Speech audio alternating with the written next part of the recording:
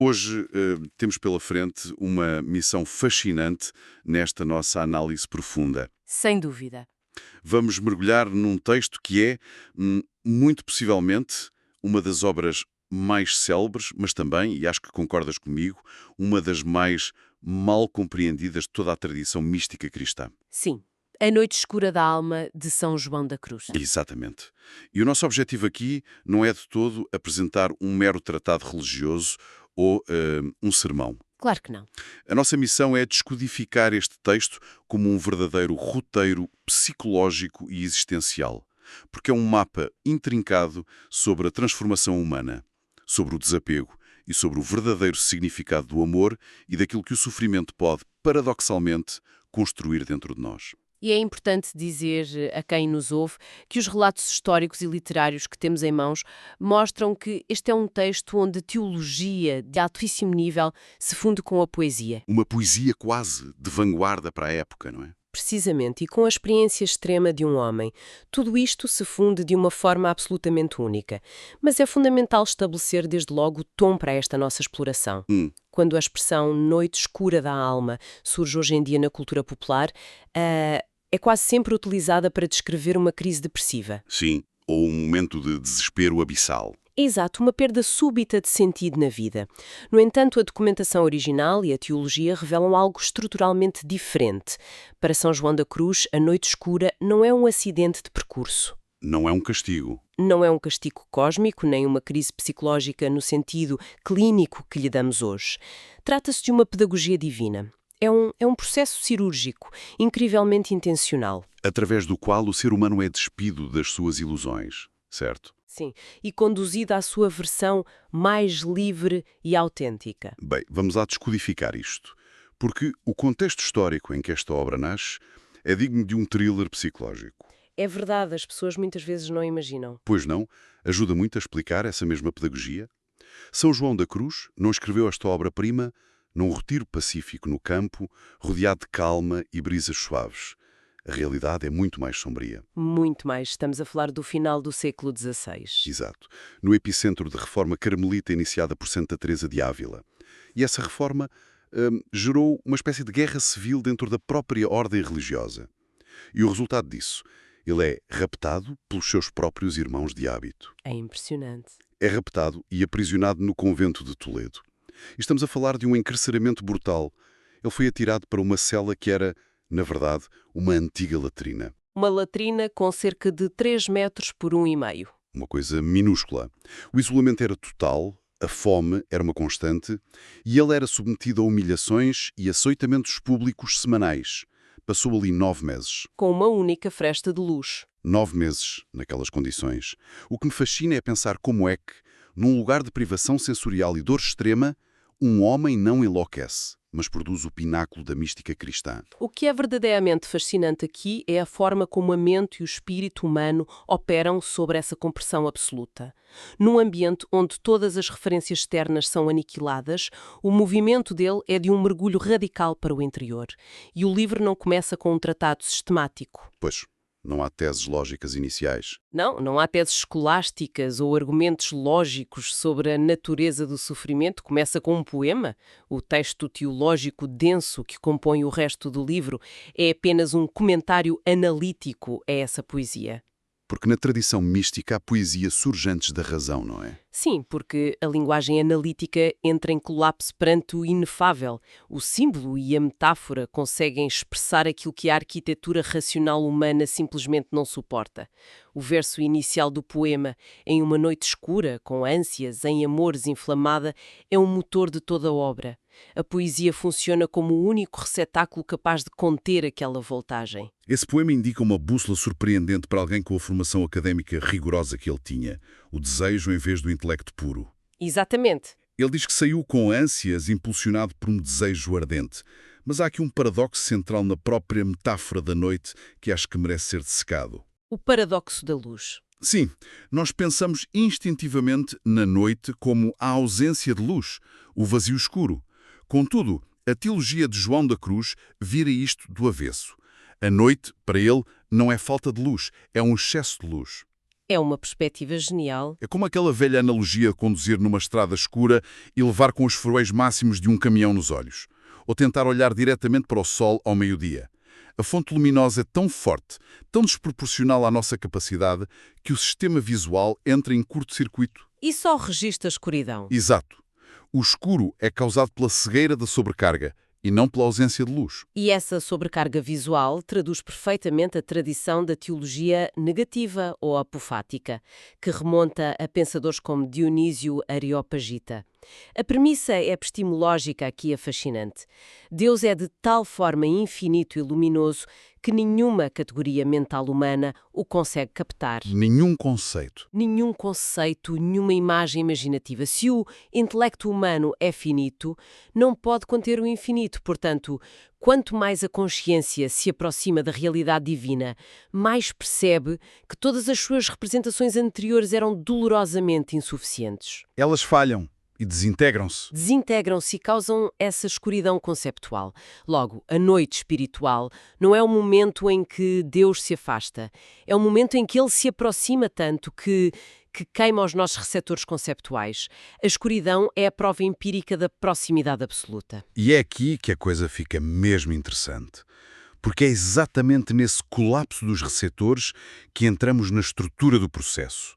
João da Cruz divide esta jornada em duas grandes fases. A noite dos sentidos e a noite do espírito. Comecemos pela primeira, a noite dos sentidos. Ela destrói por completa a forma como a maioria das pessoas avalia o chamado crescimento interior.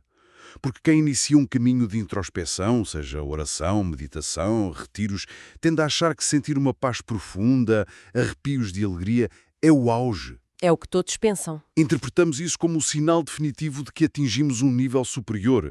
João da Cruz olha para isso e diz, essencialmente, isso é apenas o jardim de infância. São as rodinhas de apoio na bicicleta da espiritualidade. E a análise que ele faz desse jardim de infância é de uma perspicácia psicológica que rivaliza com a psicanálise moderna. Ele observa que, embalados por esse entusiasmo inicial, os principiantes desenvolvem um ego espiritual altamente enxoflado. E ele usou os pecados capitais para explicar isso, não é? Sim, ele transpõe a matriz dos pecados capitais clássicos para a vida interior. É um golpe de mestre. Descreve a soberba espiritual, onde a pessoa começa a olhar de cima para os outros. A julgar-se superior porque medita todos os dias. Precisamente. Descreve também a avareza espiritual que se manifesta naquela obsessão por ler todos os livros sobre o tema, colecionar amuletos ou experiências de retiros. Como se a sabedoria fosse acumulável materialmente. Exato. E depois descreve a luxúria espiritual, onde o indivíduo procura o prazer sensível e a dopamina da oração pelo prazer em si mesmo. A prática torna-se um fim. Como os manuscritos referem, as pessoas acabam a procurar o consolo muito mais do que o consolador. Essa ideia de procurar o consolo em vez do consolador atinge-nos em cheio. Nós transformamos as práticas contemplativas num dispensador automático de bem-estar. Num alívio do stress. Sim. E quando o dispensador encrava, entramos em pânico. Para explicar como se quebra esse vício, o texto recorre a metáforas brilhantes. Uma é da casa sossegada. Mas a outra metáfora que estrutura esta fase é o desmame espiritual. O desmame é, de facto, a imagem perfeita. Pensemos na dinâmica. Uma mãe amamenta a criança. O leite é doce, fácil de digerir e traz um conforto imediato. Mas a criança tem de crescer? Exato. Se a mãe quiser que a criança desenvolva a sua própria estrutura óssea e mastigue alimento sólido, tem de lhe retirar o peito. Para a criança, no momento, essa privação é interpretada como um abandono cruel. Ela chora, sente um vazio terrível e não compreende a intenção da mãe. E é isso que acontece na noite dos sentidos? A pedagogia divina retira as emoções doces, a paz fácil e as consolações sensíveis para que a fé adulta possa enraizar-se. O objetivo não é fazer a pessoa sofrer, mas forçá-la a amar a realidade nua e não apenas o prazer que ela proporciona. Mas surge aqui uma questão vital. Para quem nos ouve, como é que se distingue esta noite escura de uma depressão clínica ou de um esgotamento mental? É uma excelente pergunta. Porque os sintomas parecem perigosamente semelhantes. A aridez, a falta de vontade, a incapacidade de sentir prazer. Onde está a fronteira entre a patologia e a purificação? O que é essa contemplação infusa inicial que ele menciona? É a distinção mais crítica de todo o tratado. João da Cruz delineia 3 sinais essenciais que separam a noite dos sentidos de uma depressão. Numa depressão, há um colapso geral do ser. A pessoa perde o interesse tanto pelas coisas do espírito como pelas do mundo. O ego colapsa sobre si próprio. Sim, num ciclo de autodestruição. Na noite dos sentidos, o primeiro sinal é a incapacidade de encontrar consolação em qualquer coisa. Tudo fica insípido. Contudo, o segundo sinal é a chave. Qual é? Apesar da aridez seca, a pessoa mantém uma lembrança e um cuidado doloroso por Deus, pelo transcendente. Há uma atração silenciosa, um desejo de não recuar, mesmo no meio do deserto. A vontade permanece orientada para fora do ego. Ao contrário da depressão, onde há uma viragem para dentro. Exatamente. E o terceiro sinal é a incapacidade de meditar usando a imaginação ou o raciocínio discursivo. O intelecto recusa-se a funcionar como antes. É aqui que entra a palavra infusa. A contemplação torna-se infusa. Ou seja, é derramada passivamente na pessoa. Já não é um esforço ativo de pensar, mas uma atenção amorosa, silenciosa e receptiva. Portanto, a pessoa não perdeu a capacidade. O seu sistema operacional foi atualizado e a forma antiga simplesmente deixou de ser compatível. É uma ótima analogia. Mas se a noite dos sentidos é o desmame, a segunda grande fase nas análises da obra é a noite do espírito. E esta é descrita como sendo incomensuravelmente mais implacável. Muito mais profunda. Já não estamos a falar de perder o conforto emocional. O bisturi vai ao núcleo, vai às faculdades superiores da alma, a inteligência, a memória e a vontade. Se Deus nos deu o intelecto e a memória, por que razão precisariam eles de ser submetidos a uma aparente aniquilação? Qual é o sentido de perder as nossas âncoras cognitivas? Se ligarmos isto ao panorama geral, o sentido reside na inadequação estrutural dessas faculdades face ao divino. O intelecto, a memória e a vontade operam com base em limites. Em recortes da realidade. Percepções passadas e desejos finitos. Mas o objetivo final desta jornada não é conhecer sobre Deus, mas alcançar a união ontológica. Para que isso aconteça, as faculdades não são destruídas, mas purgadas dos seus modos finitos de operar. A inteligência é esvaziada dos conceitos para ser iluminada pela fé pura. A memória é esvaziada de imagens passadas para viver na esperança, e a vontade é purificada de apegos para ser movida pela caridade. O pavor que se sente aqui é o pavor existencial do ego a perder todas as suas fronteiras. É um salto no escuro sem rede de segurança. E os textos originais trazem analogias de uma precisão física assustadora para explicar isto. Peguemos na metáfora do ouro no fogo. Uma imagem clássica e muito poderosa. Pega-se num bocado de ouro, cheio de impurezas, e atira-se para uma fornalha a temperaturas extremas. Se aquele ouro tivesse consciência, a experiência imediata seria de terror absoluto. Estou a derreter, o fogo está a aniquilar a minha substância. Mas o fogo não destrói a essência do ouro. Não. O fogo apenas ferve e queima as escórias. As impurezas que estavam tão embrenhadas que o ouro achava que faziam parte da sua identidade. E João da Cruz insiste que esta é uma noite passiva. Passiva sublinha-se não no sentido de uma inércia preguiçosa, mas de receptividade absoluta. A iniciativa deixa de pertencer ao indivíduo e passa para o divino.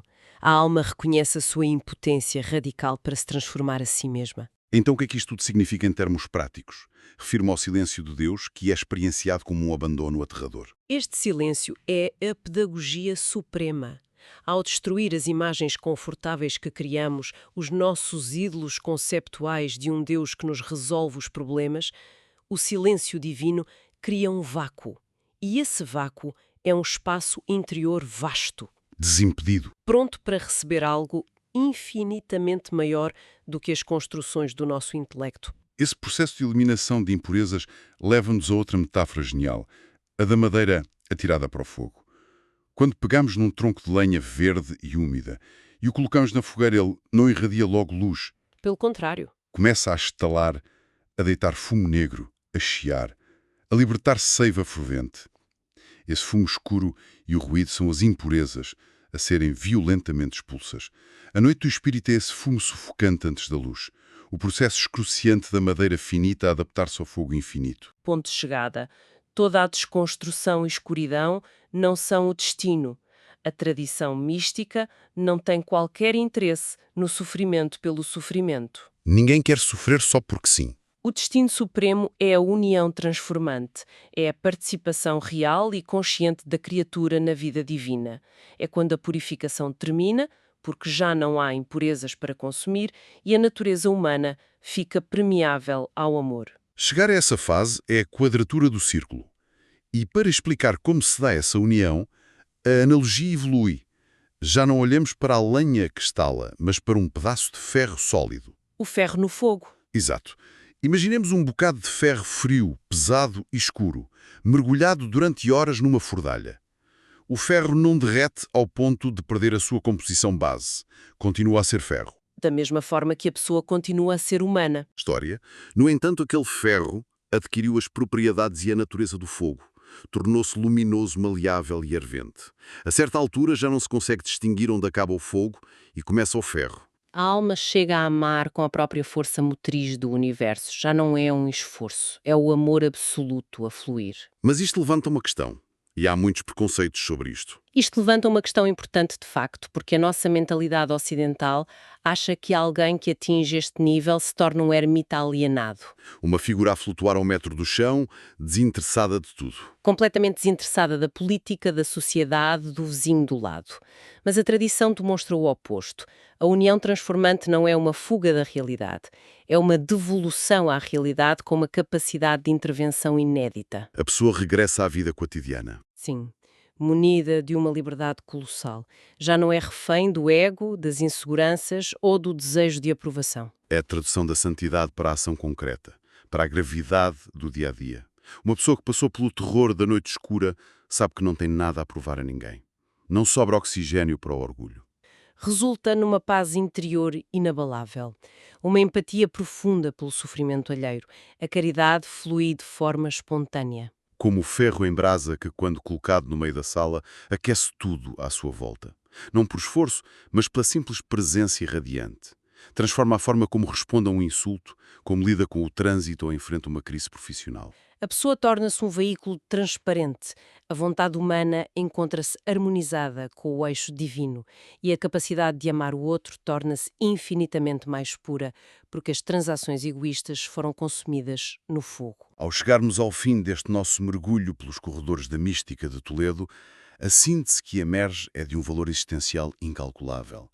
A Noite Escura da Alma está a anos-luz de ser um manual medieval sobre masoquismo ou glorificação da tristeza. É um manifesto de esperança. Dos mais radicais já concebidos, ensina-nos que os momentos de maior secura, as fases em que nos sentimos encurralados, não são necessariamente sinais de falhanço. Podem ser as forjas invisíveis onde ocorre o nosso maior crescimento. É uma estrutura que revoluciona a forma como lidamos com as crises de sentido. O colapso das certezas oculta uma reestruturação enorme. A dor do vazio é a dor do espaço a ser ampliado dentro de nós. O prelúdio necessário para a expansão da consciência. Isso deixa-nos com um pensamento que gostava de lançar para a reflexão de quem nos está a ouvir. Se o silêncio denso e a perda do conforto são os verdadeiros construtores desse espaço interior livre e invulnerável, como devemos olhar para a nossa arquitetura de vida moderna? É uma provocação muito pertinente. Vivemos imersos num ecossistema digital concebido precisamente para não deixar um único milímetro de espaço vazio. Somos bombardeados por estímulos nos ecrãs, por injeções de dopamina, alertas contínuos e respostas imediatas no motor de busca. Não há espaço para o silêncio. Exato. De que forma esta nossa recusa em sentar no desconforto nos estará a impedir de passar pela nossa própria noite escura? Será que esse vazio silencioso, que tanto evitamos e medicamos com distrações, não é exatamente o convite que nos prepararia para sermos a versão mais autêntica de nós mesmos? Fica a reflexão. Fica sem dúvida. Até ao nosso próximo mergulho.